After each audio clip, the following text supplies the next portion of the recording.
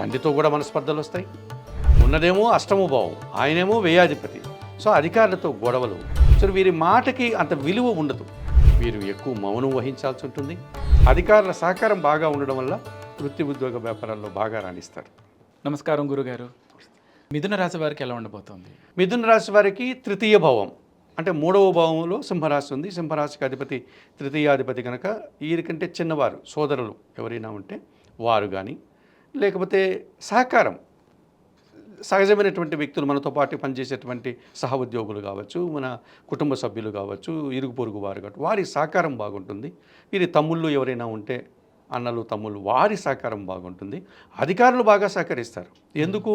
మేషరాశి వచ్చి లాభస్థానం, మిథున రాశికి 11వ భావం అయింది కనుక అధికారుల యొక్క సహకారముతో వీరు ఉన్నత ఉద్యోగాలు పొందడానికి అవకాశం ఉంటుంది.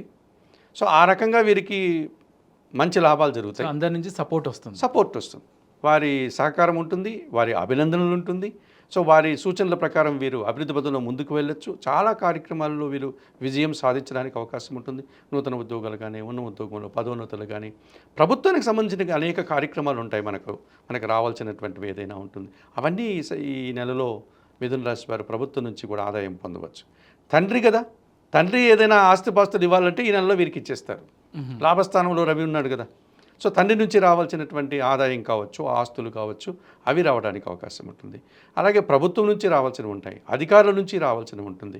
ఎవరైనా రాజకీయ నాయకులు ఉంటే తప్పనిసరిగా ఈ నెలలో ఆ మంత్రి పదవులకు సంబంధించిన మార్పులు జరుగుతుంటే వీరికి బెటర్ పోర్ట్ఫోలియో రావడానికి అవకాశం ఉంటుంది. అంటే ఒక మంచి మంత్రి పదవి రావడానికి వాళ్ళు. అసలు రాజకీయ నాయకుడు ఇంతవరకు ఏమీ లేదు, ఇప్పుడు ఒక పదవి వస్తుంది వారికి. అట్లాంటివి జరుగుతూ ఉంటుంది. ఈ రకంగా రాజకీయ నాయకులకి, ప్రభుత్వ ఉద్యోగులకి, ప్రైవేట్ రంగంలో పనిచేసే వారికి, నూతన ఉద్యోగం ప్రయత్నాలు చేసేటువంటి వారికి, తండ్రితో సత్సంబంధాలు కలిగినటువంటి పిల్లలకు కానీ అన్ని రకాలుగా అనుకూలత. మిథున రాశి వారికి 100% సూర్య భగవానుడు రవి యోగాన్ని ప్రసాదిస్తున్నాడు అని చెప్పుకోవచ్చు ఈ 30 రోజుల కాలంలో. మరి కర్కాటక రాశి వారికి ఎలా ఉండబోతుంది? కర్కాటక రాశి వారికి ద్వితీయ స్థానంలో రవి సంచరిస్తున్నాడు. అనగా సింహరాశి నెక్స్ట్ కర్కాటకం తర్వాత వచ్చేది సింహరాశి కదా, ఆ ద్వితీయ భావం. ఈ ద్వితీయ భావాధిపతి అయినటువంటి ఈ సూర్య భగవానుడు ఎక్కడుంటున్నాడు? దశమ స్థానంలో ఉంటున్నాడు, మేషరాశిలో. సో దశమ స్థానం అన్నటువంటిది అధికారికమైనటువంటిది, వృత్తిని తెలియజేసేటువంటిది. సో కర్కాటక రాశి వారు ఏ వృత్తిలో ఉన్నప్పటికీ అధికారుల సహకారం బాగుంటుంది. వ్యవసాయం చేసుకుంటున్నాడు, వాడికి ప్రభుత్వానికి సంబంధించినటువంటి ఆ వ్యవసాయ అధికారులతో ఏదైనా పనులుంటే ఇప్పుడు జరుగుతాయి.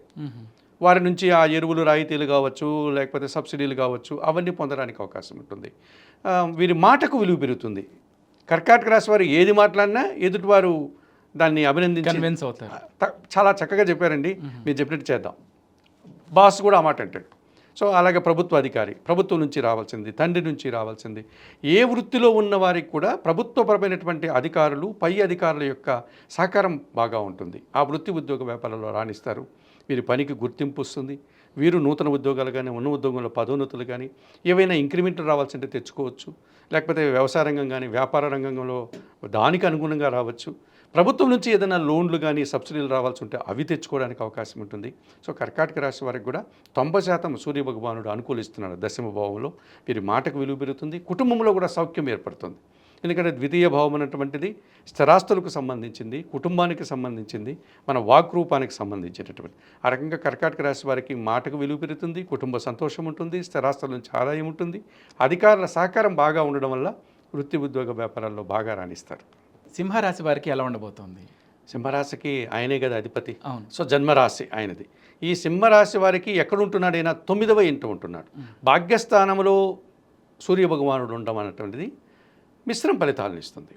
ఎందుకంటే వీరి రాశి అధిపతే 9వ భావంలో ఉంటే, ఒక విధంగా 9వ భావం అనేటువంటిది పూర్వపుణ్యం, భాగ్యస్థానం అని పిలుస్తున్నాం దాన్ని. పైగా తండ్రి స్థానం కూడా అది, వృత్తి స్థానం కూడా కొంతవరకు. అక్కడ ఉండడం వల్ల మిశ్రమ ఫలితాలు వచ్చేటువంటి అవకాశం ఉంటుంది. తండ్రి విషయంలో వీరు జాగ్రత్తలు తీసుకోవాలి. ఆరోగ్య విషయంలో కావచ్చు, వయసు రీత్యా కావచ్చు, ఇతర వారి విషయంలో వీరు కొంచెం జాగ్రత్తలు తీసుకోవాల్సి ఉంటుంది సింహరాశి వారు. ప్రభుత్వపరమైనటువంటి కార్యక్రమాల్లో వీరు పాల్గొనేటువంటి వారైతే, ప్రభుత్వ ఉన్నత ఉద్యోగులు కానీ, లేకపోతే రాజకీయ నాయకులు కానీ, మంత్రులు కానీ, వీరైతే ఆచితూచి జాగ్రత్తలు తీసుకోవాలి. ఏది పడితే అది మాట్లాడడానికి లేదు. ఒక్కోసారి బాగుంటుంది, ఒక్కోసారి బాగుంటుంది, మిశ్రమ ఫలితాలు వస్తూ ఉంటుంది. అలాగే తండ్రి విషయంలో అనారోగ్యం రావడానికి అవకాశం ఉంటుంది. సో వీరి మాటకి అంత విలువ ఉండదు. సో ఎదుటివారు మాట్లాడేదానికి అనుగుణంగా వీరు ప్రవర్తిస్తే మంచి ఫలితాలు పొందగలుగుతారు. తొందరపడి వీరి అభిప్రాయాలు చెప్పేశారనుకోండి కొన్ని ఇబ్బందులు కొని తెచ్చుకునేటువంటి అవకాశం ఉంటుంది. ఈ రకంగా సింహరాశి వారికి 50% సుఫలితాలు, 50% ప్రతికూల ఫలితాలు రావడానికి అవకాశం కనిపిస్తుంది. మరి కన్యా రాశి వారికి ఎలా ఉండబోతోంది? కన్యారాశి వారికి పూర్తిగా వ్యతిరేక ఫలితాలు. ఎందుకంటే కన్యారాశి వారికి సింహరాశి వ్యయాధిపతి అయ్యాడు, 12వ భావాధిపతి అయ్యాడు. మరి ఎక్కడ జరుగుతోంది? వీళ్ళకి అష్టమములో జరుగుతోంది. అష్టమ భావం అందరికీ ఇబ్బందిని కలిగిస్తుంది కదా. మరి సూర్య భగవానుడు అష్టమ భావములో ఉంటే వీరికి అనారోగ్యాలు జరగడానికి అవకాశం ఉంటుంది. మనం ఇదివరకు చెప్పుకున్నాం కదా, సూర్య భగవానుడు ఇచ్చేటువంటిది తలకు సంబంధించినటువంటి అనారోగ్యాలు ఇస్తాడు, కుడి కంటికి సంబంధించిన అనారోగ్యాలు ఇస్తారు, చర్మ సంబంధమైనటువంటి అనారోగ్యాలు ఇస్తారు.